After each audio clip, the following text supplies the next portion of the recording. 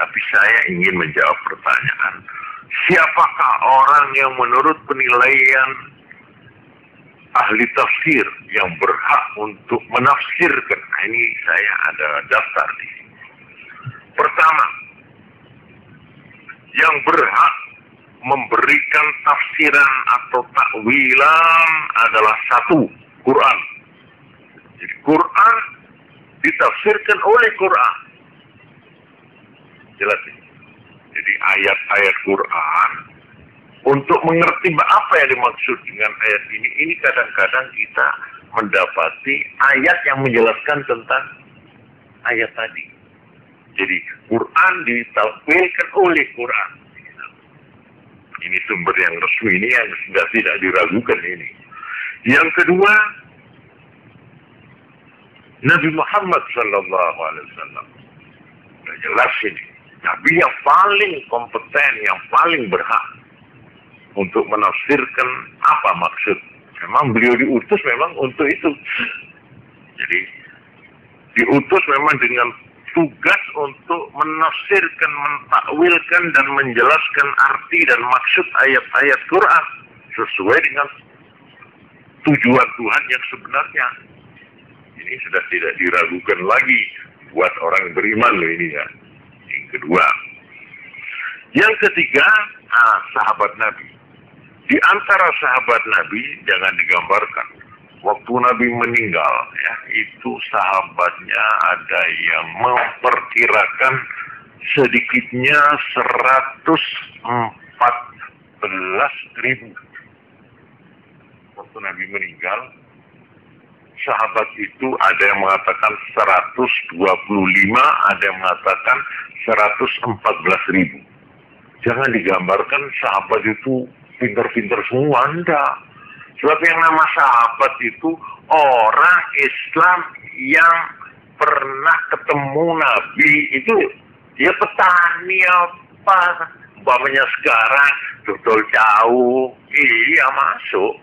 Ya, jadi jangan malah ada yang menghitung sahabat yang pintar itu barangkali cuma ya berapa persen.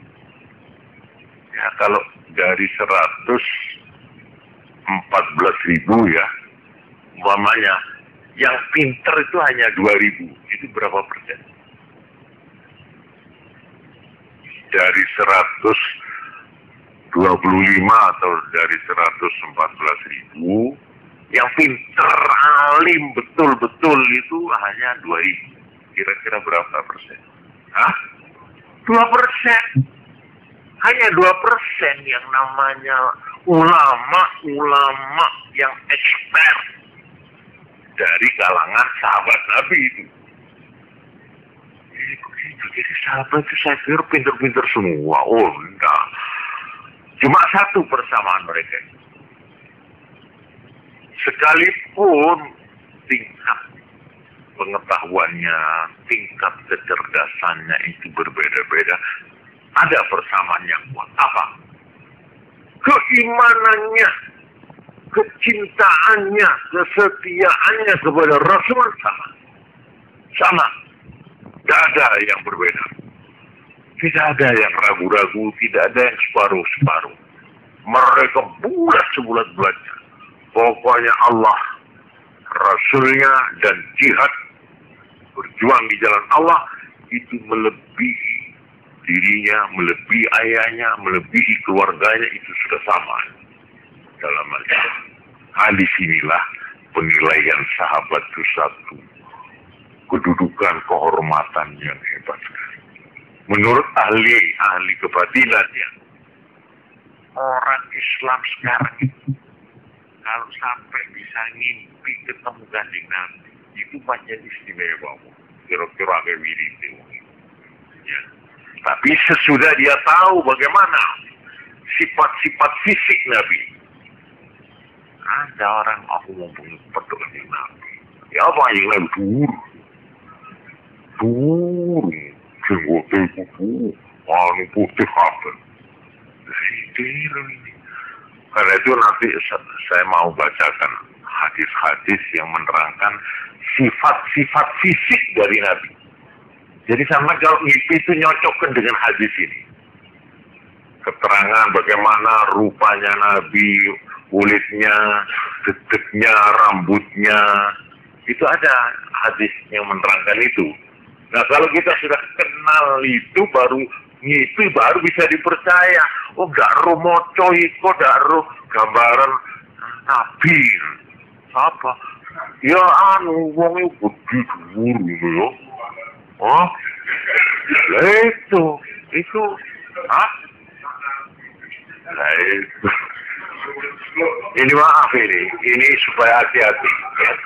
Saya sering mendengarkan orang-orang itu enak ya ngipit peduk Kanjeng Nabi. Baru ditakoni, jajal aku takoni, Kanjeng Nabi nganggo brengas ponda. Saya bisa jawab. Katanya rambutnya putih. Padahal seluruh rambutnya Nabi menurut hadis mereka yang menyaksikan itu yang putih itu paling banyak hanya 12 lembar. Semua itu. Bagaimana sama kumpul putih kabel? Tak cocok. Oh, itu mau kemelinti ya ini. Karena itu perlu ini kita mengenal sifat-sifat fisiknya Nabi. Itu insya Allah nanti saya terangkan pada pengajian yang lainnya supaya kita tahu gambarnya. Oh, Kanjeng Nabi dedeke ya opo, dhuwure opo, nek melampah ya opo.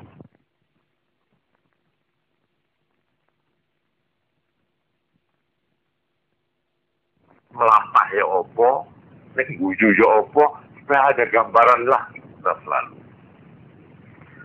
Baiklah, nah ini orang yang berhasil mimpi Nabi. Ya, itu termasuk orang yang top. Orang ini wis top. Top. Nah, sekarang saya tanya, lah ini mimpi, ini kumpul ya apa? Saben dino petuk, malah nyanding, yo salaman. Kira-kira pangkatnya diragukan kok enggak? Oh, itu dia. Itu sahabat Nabi yang 114.000. Itu kehormatannya yang besar adalah kesempatan untuk ketemu, salaman, untuk ikut makan, ikut makmum. Ada kehormatan seperti itu, gitu loh. 2%. Oleh karena itu di dalam soal tafsir, ulama-ulama yang menjadi sandaran di dalam penafsiran Quran itu satu, Aisyah, ibunda Aisyah, istri Nabi. Itu, jadi kalau ini menurut keterangan Ibu Aisyah begini arti ayat ini. Nah, itu diambil sebagai pegangan. 2, Ibnu Abbas, Abdullah Ibnu Abbas. 3, tadi Ibnu Mas'ud, yang namanya juga Abdullah Ibnu Mas'ud. Terus ada lagi Abdullah yang ketiga, Abdullah Ibnu Umar. Nah, supaya jangan bingung kalau disebut ayahnya saja, Ibnu Abbas, Ibnu Mas'ud, Ibnu Umar, namanya sama ini, Abdullah. Jadi Abdullah sing endi lho. Abdullah sing endi? Akhir A, B, C ono sing ngono. Tapi ada lagi tinggal sing deadlock lho. Wah, iku dak ilo iku. Tapi ada itu yang memang terpaksa. Ada yang begini, yang mana? Ada yang pekerjaannya ini nama ini. Terus ada lagi Anas bin Malik. Ya, ini termasuk sahabat yang alim dalam tafsir. Terus sahabat Ubay ibnu Ka'ab. Ini perlunya sampean kalau mendengar ini tafsir keterangan siapa ini yang menerangkan begini. Oh, dari sahabat A, B, ini nama-nama ini gitu loh. Itu Ibnu Aisyah, terus Ibnu Mas'ud, Ibnu Abbas, terus Ibnu Umar, terus Ubay ibnu Ka'ab, terus Anas tadi, Anas bin Malik, terus Zaid bin Thabit. Wah, ini sekretaris pribadi, asprinya Nabi. Penulis wahyu, selalu kemana ada wahyu, Zaid, aku terima wahyu. Tulis. Ini Zaid bin siapa? Zaid bin Thabit. Terus ada lagi Abdullah yang keempat. Ini memang jago ini.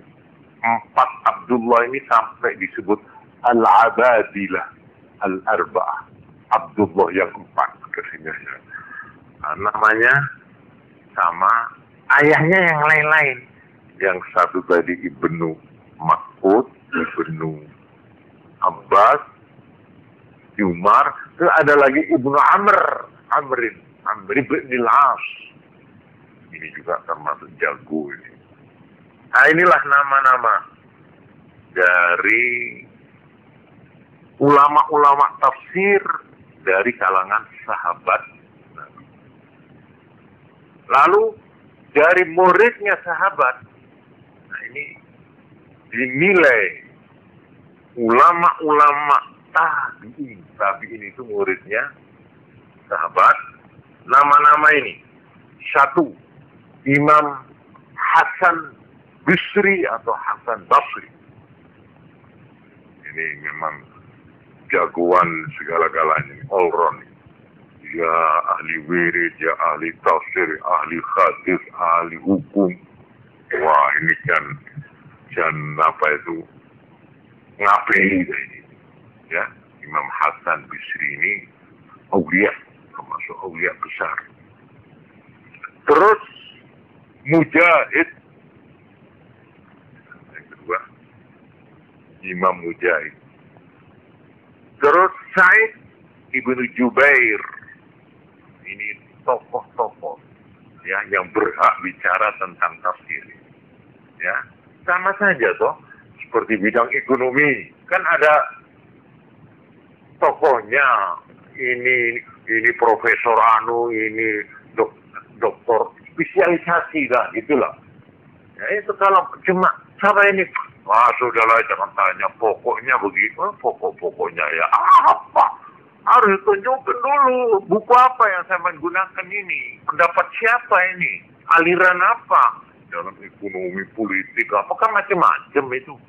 Tafsir juga apalagi tafsir, jangan sembarangan.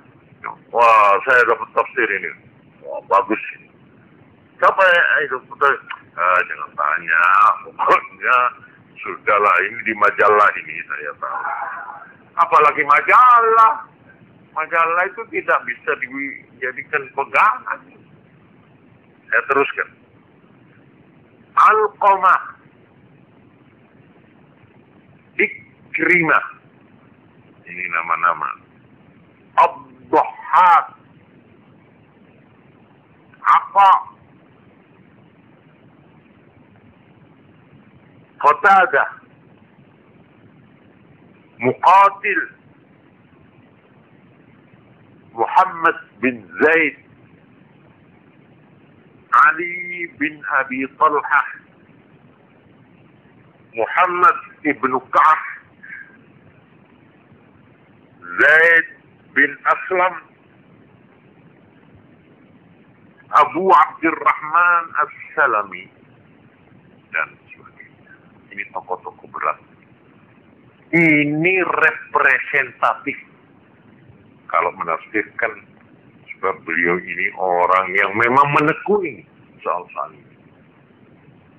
Nah, ini saya sekedar untuk menjelaskan tadi bahwa di antara ulama khalaf itu memakai apa tadi? Takwil tafsili, yaitu menafsirkan sesuatu ya dengan dikirut dengan takwil lain, tidak persis begini, cuma begini ini bagaimana? Begini. Nah, dia berani menentukan bahwa yang dimaksud tangan kekuasaan.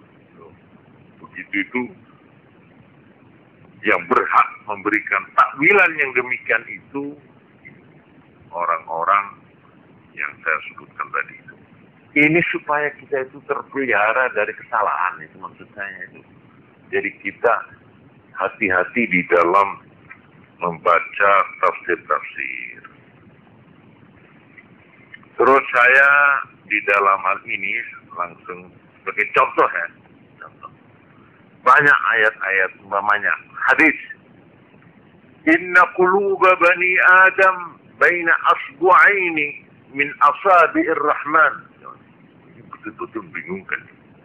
Hatinya manusia itu berada di antara dua jari dari jari-jarinya Tuhan. Coba. Enggak gemeter gitu ya.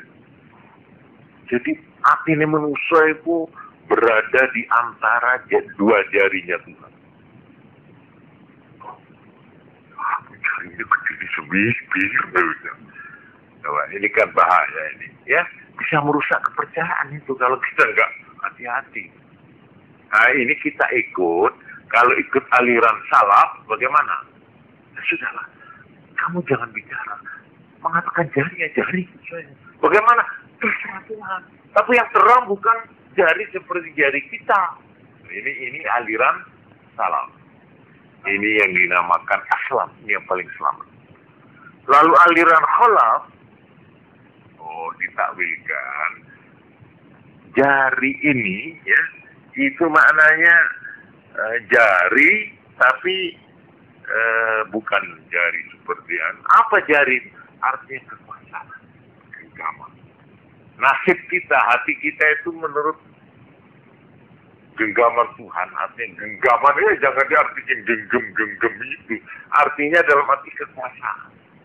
Manusia itu kalau ditandai iman, biarpun dia sudah berpuluh tahun gak karu-karuan uripe, gitu saja sudah jadi orang baik sudah. Tapi sebaliknya, biar orangnya alim, pinter, khusyuk, ahli salat, ahli wirid, tapi nek dikersano naudzubillah ini ya, oleh Tuhan dia menjadi orang sesat, dia hampir mati katanya Nabi. Ada orang yang sejak muda itu terus baik. Setelah kurang sejengkal dia mati, tergelincir dia, melakukan kesesatan, lalu dia mati dicabut oleh Tuhan di atas kesesatannya itu, akhirnya dia masuk neraka. Itu ada orang hadis. Ada sebaliknya orang yang mulai kecil, muda, terus tidak pernah sembahyang, tidak karu-karuan tingkah lakunya itu. Ya, akhirnya setelah dekat tinggal sejengkal dia mau mati, dia lalu entah secara kebetulan dia menemukan sesuatu, entah teman, entah apa, lalu menjadi baik anak ini. Tekun, tobat kepada Allah, di atas tobatnya itulah dia dicabut, sehingga dia masuk surga. Itu ada hadis. Dan sahih hadis itu. Oleh karena itu kita yang sudah diberi petunjuk Allah, jangan sombong. Jangan menghina orang yang belum baik. Orang yang belum sembahyang kita doakan. Jangan dinyek. Wah, pelan, rokok. Kutuk Tuhan, tidak boleh. Kita dilarang oleh agama mengutuk orang. Sampai pun orang kafir. Tidak boleh itu. Dengan menyebut nama loh. Tapi kalau secara umum, kutuk Tuhan akan menimpa mereka yang koruptor. Tapi tidak disebut namanya. Ya. Mereka yang menggorok leher rakyat, mana boleh, tidak apa-apa itu. Itu namanya tidak. Tapi kalau ditujukan A, kalau tidak ada bukti, awas sampean. Kalau si A itu mudah-mudahan dikutuk Tuhan karena dia begitu. Hatta pun orang kafir tidak boleh. Kecuali kalau sudah mati dan matinya mati kafir. Namanya Abu Jahal, Fir'aun boleh.